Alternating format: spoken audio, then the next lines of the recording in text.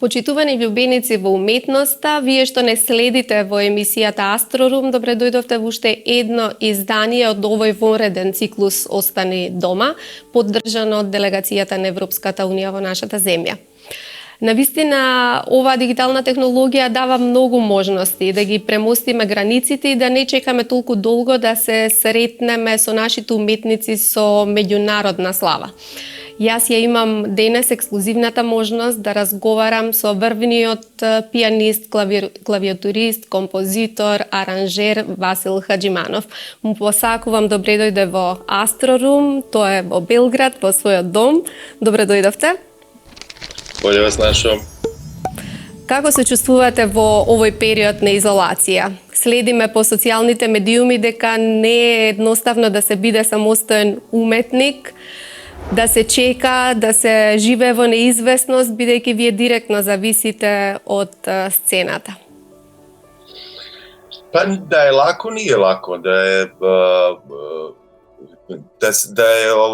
lako uopšte funkcionisati u nekom vremenu i svetu gde se ne zna ništa zapravo. To je u stvari možda i najteže, da imaš neke informacije dokle to traje, kad će da stane, pa da se nekako i psihički i mentalno i kako god hoćeš pripremiš za to, pa da kažeš ok, ovih par meseci ili pola godine ili koliko god je ovako, a onda će biti normalno, ali ne znamo ništa i to je možda najveći problem cele ove pandemije. A u ovo vreme naravno se otvaraju onda priče za razne teorije zavere, pa se onda po internetu širi svašta i to sve dosta sludi čoveka. Ja se pokušavam da se ne bavim time i da se fokusiram na svoj posao i dalje, i to jest na kreativan deo cele ove priče. Ima mnogo vremena, kad imaš mnogo vremena onda uzmeš pa sedneš pa sviraš pa komponuješ pa radiš nešto što je čekalo upravo to vreme koje nikad nisi imao, jel? Stalno se nešto jurcalo, stalno se putovalo, stalno se sviralo, tako da pokušao sam da kreativno i pametno utrošim to vreme sedenja kod kuće. Сами кажувате дека е неизвестна состојбата, иако на уметниците им е иманентно да седат дома и да се затворат во карантина, ма кога за тоа имаат потреба за да творат, ова е нешто сосема поинакво. Јас сега ќе морам да ве вратам многу порано во вашата кариера и во животот. Не верувам дека во Македонија постои некој кој што ја следи културата, а да не ве познава, но сепак да ги подсетиме, а можеби некои од помладите ќе слушнат кој е Васил Хаџиманов. Јас ја имав таа среќа, вие само што се вративте од Беркли, од Бостон, да дојдете на една промоција на вашиот татко и 97 да имаме едно интервју, кога бевте на почеток на вашата професионална кариера. Од многу мал се занимавате со музика, разбирливо, со родителите Зафир и Сенка, со тетката Бисера и така натаму, но кога ја почесувавте сензацијата она од джезот, дека класиката не ви е доволно широка за да можете креативно да се изразите, како почна таа љубов со джез музиката и вашиот избор да одите во Бостон? Pa ja sam zapravo krenuo u tu muzičku školu u Mokranjac u Beogradu, koja je naravno klasična muzička škola, sa neki 5-6 godina, jer je to bilo logično, normalno je bilo da i opšta kultura je bila da se ide u muzičku školu, mislim, nisi morao čak ni da budeš specijalno talentovan, jednostavno tako se verovalo i verovalo se sa razlogom, zato što muzička kultura te definitivno oplemenjuje i pomaže da radiš neke druge stvari bolje. U svakom slučaju, nakon završetka te niže škole, upisao sam srednju, iako i dalje nisam bio baš potpuno siguran zašto to radim, jer nisam nešto se preterano pronašao u toj klasičnoj muzici, ja obožavam klasičnu muziku, poštujem, volim sve to, naravno, ali ne kao, ne vidim sebe u celoj toj priči.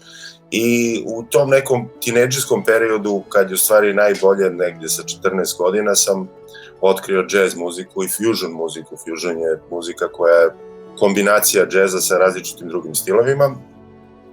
Otkrio sam ploče kod Senke i Zafira, otkrio sam ploče kod Bisere, i te ploče su mi dan danas neke od najomiljenijih i najznačajnijih, i tu je krenula ta ljubav. Vrlo brzo nakon toga sam shvatio da je destinacija gde treba da se ode i uči ta muzika Amerika, pošto u Americi je naravno odatle je potekla ta muzika, a Berklee College za muziku je jedna od najboljih škola za modernu muziku uopšte. I tako sam 92. godine otišao na Berklee, tamo diplomirao za 3 godine, malo ubrzao proces, upoznao fantastične muzičare, između ostalog i našeg Tonija Kitanovskog, s kojim radim i dan danas i s kojim radim i u školi, u Štipu na akademiji. 5 godina probao u Americi, 4 u Bostonu, 1 u Njujorku i na kraju se vratio 97. u Beograd, jer sam ipak želeo da živim na ovim prostorima i da radim na ovim prostorima, koliko god to suludo zvučalo kad si džez muzičar. I evo sada, koliko 23 godine kasnije, da kucnem u drvo, samo da prođe korona i sve će biti okej. Не само што сте врвен инструменталиста, обично истакнатите индивидуалци не се секогаш добри за соработка. Тоа е како исто во колективните спортови. Можете да имате врвни играчи, ако не функционираат како екипа, тоа не е можно. Вие го имате вашиот бенд, имате зад себе веќе над 7-8 албуми, но многу ве посакуваат во различни формации.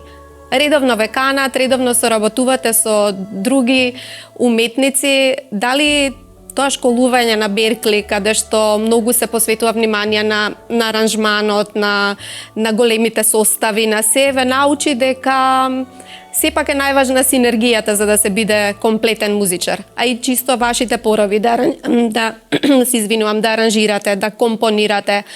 Значи, не секој музичар е соодветен за соработки. Како се доживувате себе си? Pa, trebao bi.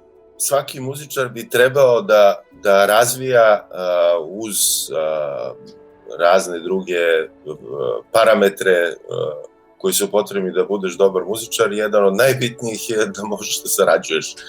Jer osim ako naravno ne želiš da sviraš sam na sceni ceo život, i to je legitimno i okej.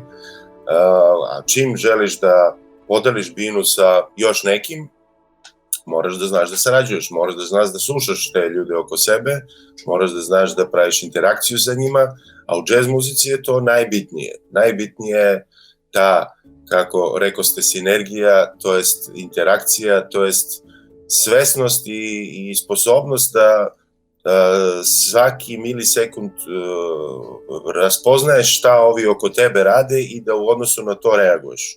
I da zajedno onda konstruišete nešto novo i nešto kreativno. U protivnom sve pada u vodu. Mislim, ako ti samo sebe slušaš i pod navodnicima samo sebe voliš, onda to tako izvuči, kao i u životu. Tako da, ja sam to veoma brzo, sva sreća, shvatio i imao sam, kažem, prilike još u Americi, a i kasnije naravno da radim sa ljudima koji su tako vaspitani, učeni i tako jednostavno se ponašaju na sceni i van scene. i onda je bilo samo zadovoljstvo. Mislim, više nije bitan ni žanr, ni godine, ni instrumenti, ništa nije bitno. Bitna je samo ta postavka u glavi i da možeš da sviraš šta god hoćeš sa kim god hoćeš.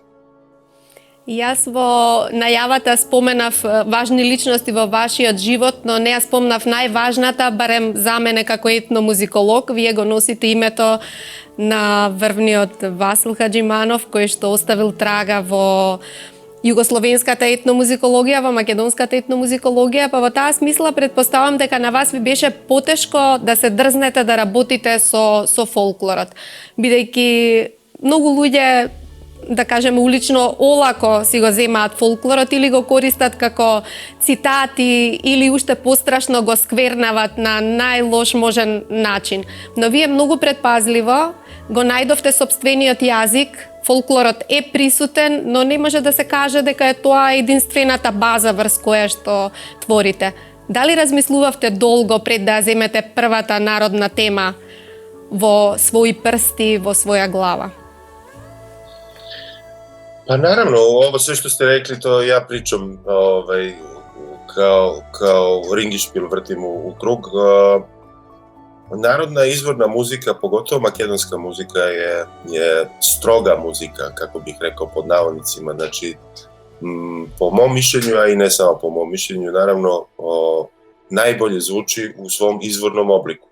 Kada neko sjajno svira ili peva narodnu muziku, jednostavno nemaš potrebu uopšte bilo šta da menjaš i bilo šta da dodaješ, oduzimaš i praviš neke alternativne metode na to. Tako da ako već se upuštaš u to, onda moraš da imaš jasnu ideju i jasan stav sa čim se igraš. To je jednostavno kao da uzmeš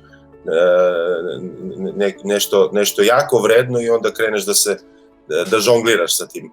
Tako da ja sam se upuštao u te, naravno, avanture, ali veoma pažljivo i sa velikim respektom prema toj muzici, upravo i zbog svog dede, i zbog svog oca, i zbog svih onih koji tu muziku izvode na onaj najbolji mogući način. Ja folk muziku poznajem, ali nisam folk svirač. Ja uživam da sviram sa ljudima kao što je, ne znam, Aleksandar Petrov ili Teodosi Spasov, ili Gazmen Beriša, koji su eksperti u toj muzici, pa onda još i u nekoj modernoj i kombinuju to na najbolji mogući način.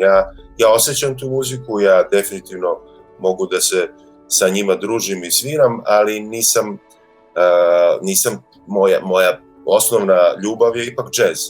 Tako da i to je jedan od razloga zašto kada se upuštam u to, zaista gledam da to bude onako baš pažljivo, baš pametno i da kud sam u drvo uspelo mi je, nije da nije, ali kažem, 3 put mislim, jednom sečem kad je ta priča u pitanju. А во однос на вашиот пианистички стил, колку и луѓето да не признаваат, сепак имале некој пример, некој идол?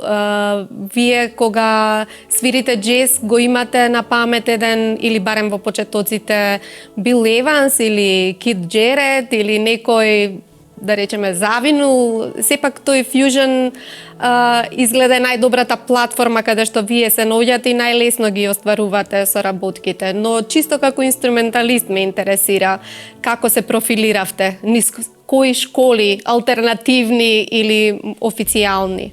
Da, pa to su te ploče, kažem, prve te ploče koje sam čuo su bile upravo ti ljudi koje ste i naveli.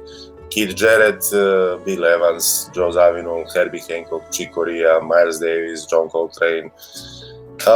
Lista je duga, mislim, ima toliko tih genijalaca koji dolaze iz te muzike, koji su me inspirisali i koji me inspirišu dan danas, da je glupo uopšte licitirati, ali ono što je strašno važno je da odmah u startu shvatiš da su to tvoji uticaji, da od njih ne možeš da pobegneš, niti treba da bežeš, ali da treba što pre da pronađeš svoj neki glas i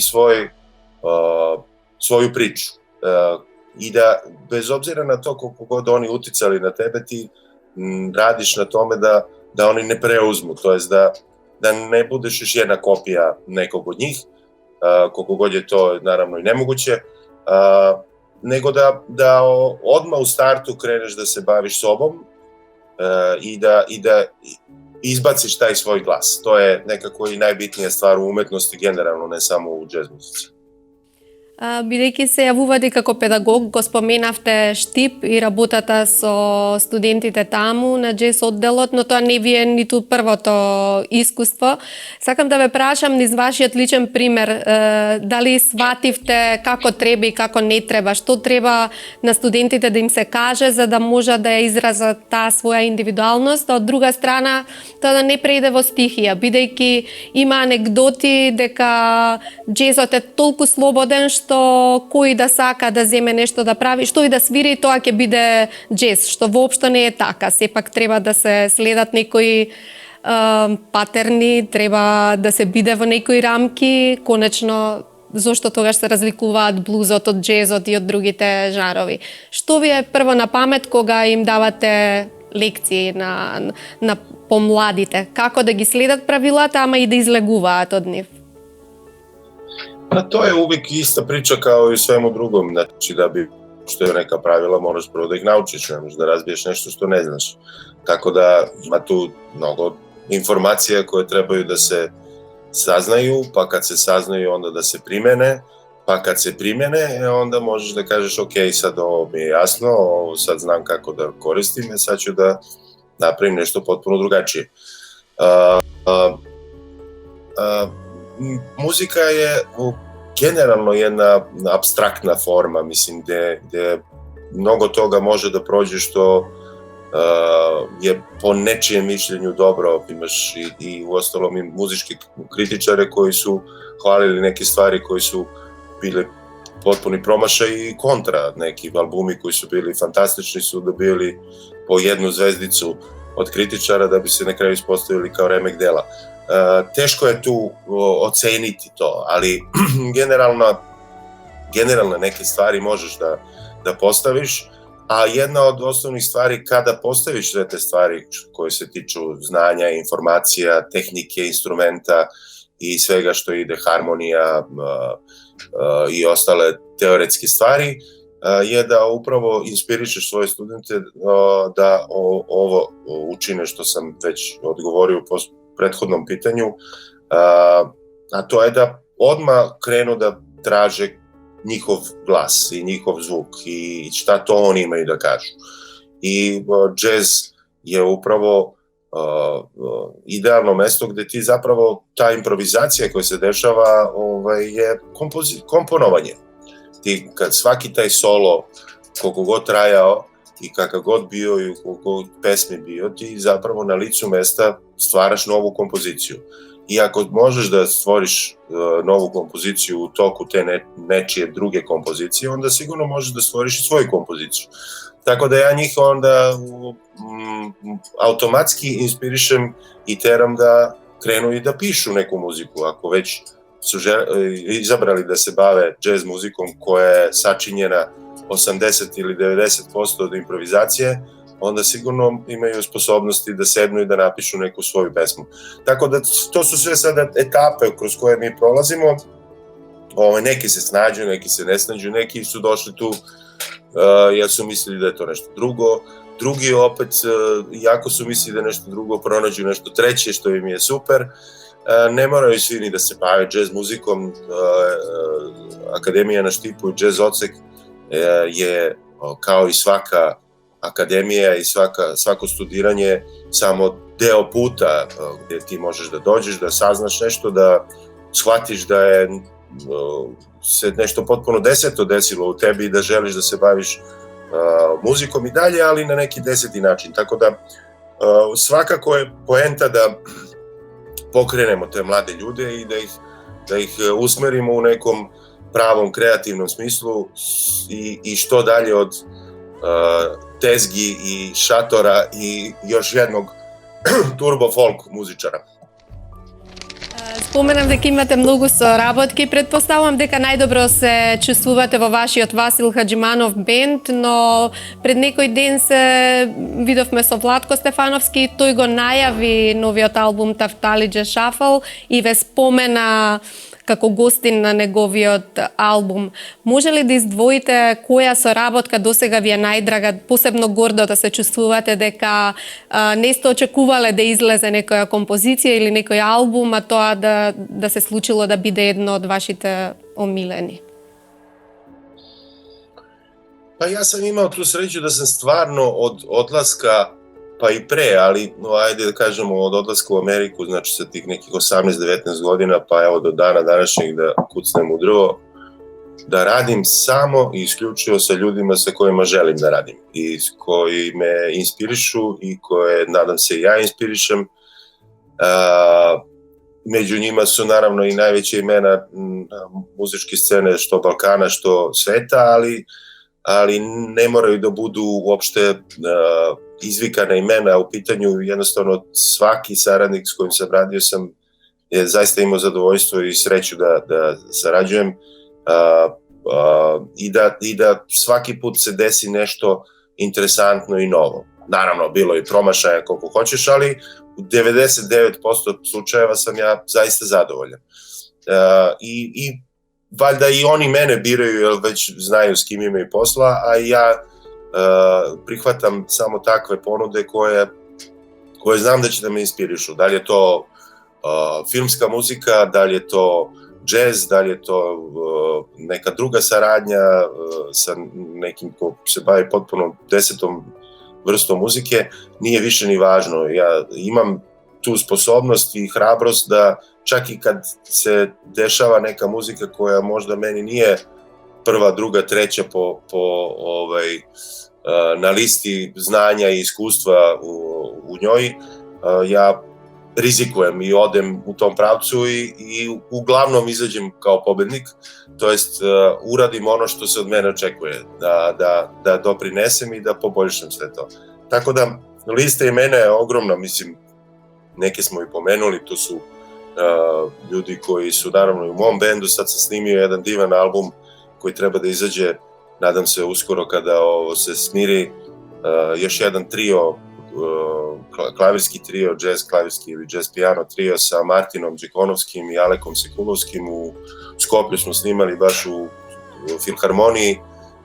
Alen Hadži Stefanov je bio tonac i producent i Toni Kitarovski naravno kao glavni producent. Posle 10 godina smo se skupili ponovo, eto to je jedna saradnja koja je neopisiva, mislim, mi se vidimo jednom u 10 godina i u 2 dana snimimo svaki put album koji je meni u top 3 albuma koje sam snimio u životu. Tako da imam, kažem, tu sreću, a i valjda sam i zaslužio svojim radom i delovanjem da radim sa tim nekim ljudima koji me zaista ispunjavaju i s kojim je čisto zadovoljstvo raditi.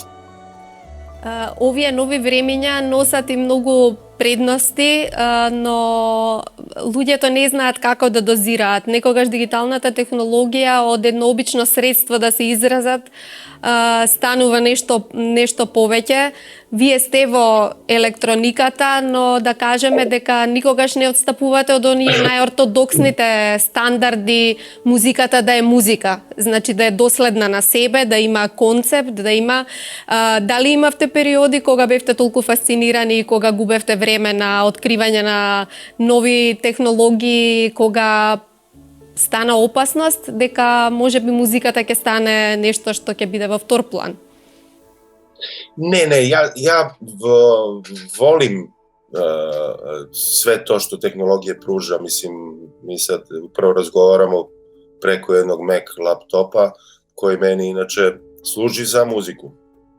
Ja preko tog Mac laptopa komponujem i izvodim muziku uživo, koristim razne instrumente koje mi pruža upravo ova tehnologija sa tim laptopom koji on u sebi ima određene softvere i i aplikacije koje nismo imali ranije. Tako da vrlo rado koristim to kad ima smisla, ali nisam toliki geek, kako se kaže, da se sad samo time bavim, čak što više nemam ja mnogo ni strpljenja, ja pronađem nešto što mi je odlično, kad radi, kad je dobro, kad me to ispunjava, zadovoljan sam, nemam vremena da se sad bavim time do najsitnijih detalja, i onda to koristim naravno da opet napravim neku novu muziku. To jeste poenta da koristimo sva ta dostignuća u našu korist, ali da ne postanemo robovi naravno istih, što se nažalost i dešava. Mi imamo nove generacije koje su opsednuti sa svim mogućim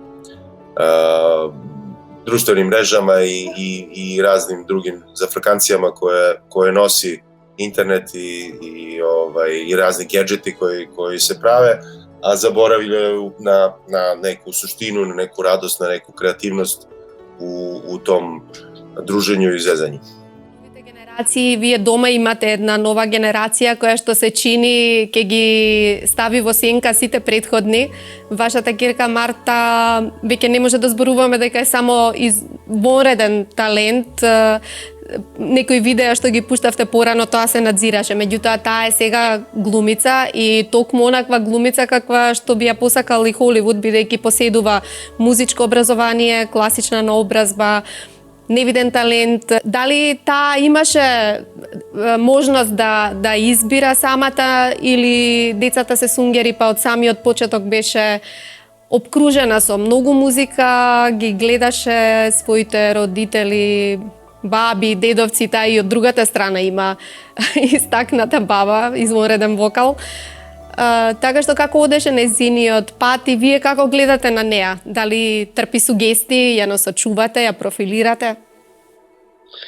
Pa Marta zapravo nije glumica, Marta je pevačica koja je dobila ulogu fantoma iz opere u pozorištu na Terazijama sa svojih 17 godina, sad ima 20, i koja je definitivno rešila se bavi operskim pevanjem, što je u momentu bilo iznenađenje, ali sad je realnost, i ne da je realnost, nego veoma fino napreduje i kako stvari stoje, verovatno će da studira opersko pevanje negde u Evropi, vidjet ćemo gde. U svakom slučaju, ona je od najranijih dana pokazivala užasan veliki talenat za muziku i bilo je jasno da će to negde da preovlada. Takođe završila srednju muzičku školu i to dve, jednu za teoriju, drugu za solo pevanje.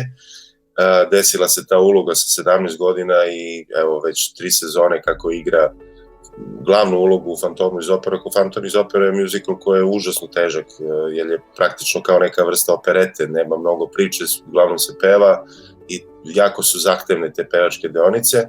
Tu se negde njena ljubav ka operi još više realizovala i sada već ozbiljno, kažem, pretenduje da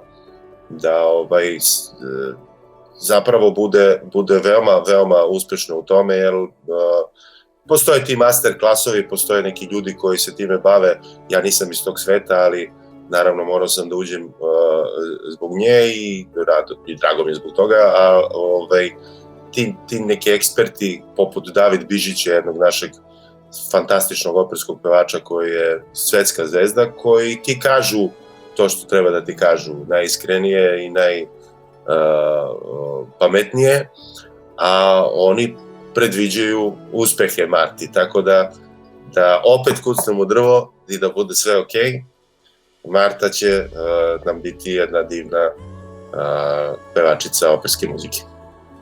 И изморедно пее джез, има некои настапи со вас, но штом се предоделила за оперското пеење, веројатно тоа ќе биде примарната дејност. Da, džez je ne interesuje. Ona je nastupala sa mnom i sa bendom mojim u nekoliko navrata i to je bilo slatko i fino i lepo. Ona ume da peva i pop muziku i tu neku evergreen jazz muziku. Međutim, njena ljubav je definitivno opera, a to je jedna disciplina koja ne može biti teža. Ja se inače klasične muzike, kao što sam već na početku intervjua rekao, poprilično plašim kad je u pitanju izvođenje iste. Moj sistem funkcioniše drugačije, ja ne mogu da se namestim na to da moraš da svaku notu odsviraš baš tako i da uvek bude baš tako. Ja sam potpuno drugačije kalibrisan, to je da jedva čekam da se desi nešto, da ga promenim i da odsviram drugačije. I to je poenta jazz muzike. Ovde je poenta upravo na masterovanju tog dela kog si rešio da izvedeš i na najsitnijim detaljima u kompoziciji da to bude maestralno. Njoj to definitivno leži i voli to, tako da to će izgleda biti njena sudbina. Некако треба да го привршуваме разговорот, иако со вас има многу теми за разговор. Ерудит сте, предпоставувам дека читате многу она што ве интересира. Многу од музичарите сакаат повеќе да свират од што да зборуваат, но кај вас не е тоа случајот очигледно. Сакам да ве прашам дали овие... Јесте, него морам да будем фин. Ја више да свирам него да причам. Овие пандемиски услови некако ги изфилтрираа работите. Што е важно во животот, што не е толку важно. Излегоа сите лоши работи, само ќе споменам онака симпатичната наставничка по музичко образование да сватиме каков ни образовниот систем и кои луѓе ги учат децата музика. Тоа излезе една пародија многу интересна, многу сериозни аранжмани и различни пристапи на една музичка скала, лошо испеана, но ова го споменувам да ве прашам дали вие стигнавте до некои сознанија, дали сте на истото мислење со мене дека во вакви немирнодопски воени услови практично гледаме што е што и какво е нештото, каде треба да биде и како да се поправиме. Може ли да ни сумарно да ни кажете некоја поука, да извлечете некоја поента од целово ова? Па јас сам извукал многу поенти, луѓе као што сте ви, кои мало уклуче mozgiće i malo otvore oči, sigurno shvate to sve što zapravo i znamo, ali malo u toj kakofoniji haosa u kom živimo, da je stalno nešto jurimo i stalno nešto se nema vremena i stalno je neka frka, zaboravimo. Međutim, bojim se da opet imamo dosta ljudi koji čak ni u ovim uslovima nisu spremni da shvate. Imamo one fotografije posle karantina ovde u Srbiji gde su đubre na sve strane po parkovima i pored reke, jer su zaboga svi izašli iz svojih kuća, što je potpuno okej, ali onda ne znaju da ponesu za sobom to smeće i da ga bace. Tako da, bojim se, nisam pesimista, ja uvijek imam nade da će biti bolje, ali ne znam šta je potrebno da se neki ljudi probude i da shvate koje su to zapravo važne stvari i na šta treba da se obrati pažnja, a šta su gluposti. Tako da, jedna od, naravno kažem, to sam već pomenuo, stvari koje nas ometa je i ta gomila informacija koje stižu preko interneta i bavljenje tim neproverenim informacijama koje nas zaluđuju a opet u toj kakofoniji informacijama ima i istine, jel? Moraš da je sam pronađeš, to je zahteva trud, jednostavno čovjek treba se bavi malo sobom i da malo ne ide onako po inerciji. Bojim se da većina ljudi ide po inerciji, kako ih gurnu, oni tako odu i tako nam se nekako i dešavaju stvari. Mora malo da se sedne, da se razmisli, malo da se uključi glavica i da se malo aktivnije učestvuje u svemu tome što čini život, pa makar to bila i politika, jer politika nije nešto tamo, nešto nedodirljivo, nego je politika upravo to, sistem života u jednoj zemlji. Tako da, eto, moja poruka svima je da nauče nešto od svega ovoga i da pokušaju malo da učine ovo mesto koje zovemo zemlja lepšim и boljim за sve nas. И таман помисливме дека политичарите не се веќе главни личности, дека конечно се тоа здравствените работници, професионалците, лекарите, но тоа кратко траеше. Гледаме дека во нашите земји повторно се вратија на сцена затоа што треба да се случуваат избори и тоа ни најавува дека у Србiji su i za vreme pandemije bili veoma aktivni i bili bitniji nego stručnjaci, samo da se razumemo, tako da to, nisam se toga plašio. Uvek će oni pronaći svoje mesto u medijima, da slučajno da ne odmorimo malo. Но за среќа постојат музичарите, уметниците што секогаш се дочекуваат на нозе и на овој или оној начин ни даваат уметност. Конечно, после сите големи несреќи се случувала некоја ренесанса, па ние како непоправливи оптимисти веруваме дека и оваа тешка ситуација ќе изроди некои големи и научни откритија и големи уметнички дела. Јас ви благодарам за овој разговор.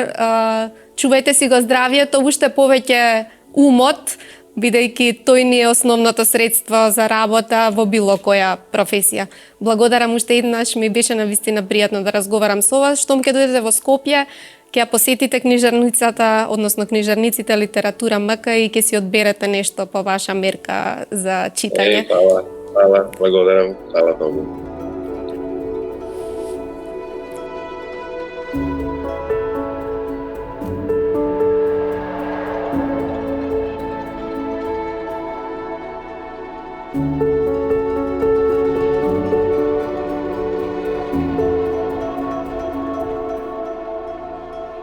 Thank you.